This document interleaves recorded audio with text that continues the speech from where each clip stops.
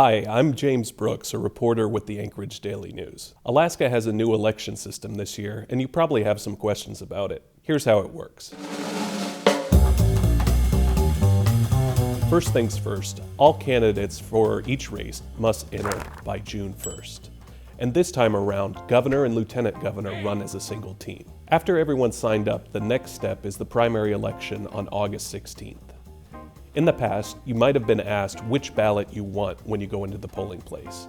This year, there's only one ballot, and all of the candidates, regardless of party, are on it. You'll vote for one candidate per race. The top 4 vote getters will head into the general election. If there's 4 or fewer people running, then all of the candidates advance. After the primary, we'll get a few more months of campaigning before the general election, which this year is on November 8th. In that election, you'll be asked to pick which candidate is your favorite, second favorite, third favorite, fourth, and if you want to vote for write-in, there's space for a 5th option.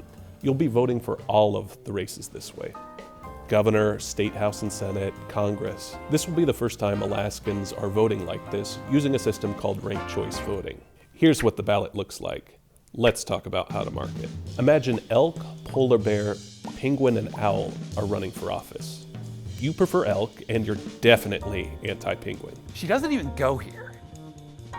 So maybe you'll fill out your ballot like this: elk, polar bear, owl, and penguin. You could also choose to only partially fill out the ballot and just leave off penguin entirely. If more than half of the voters mark elk as their first choice, elk wins. But if no one has more than half the votes, the candidate with the fewest first choice votes gets eliminated. So, goodbye, elk. Now that elk's eliminated, everyone who voted for elk first then has their vote counted for their second choice.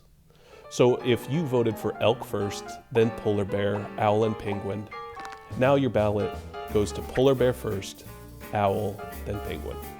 Election officials will count again, and the process starts all over. If a candidate has the outright majority, they will be declared the winner. If not, the process is repeated until a candidate wins. If you try to pick 2 first choices, say elk and polar bear, that vote won't be counted at all, though your ballot will still count in other races where you voted correctly. There will be other things on the ballot that don't use ranked choice voting. The normal ballot measures, the Constitutional Convention question, those will be yes or no questions. All of this tallying could delay the election results. More likely than not, we won't know who's won until 15 days after Election Day.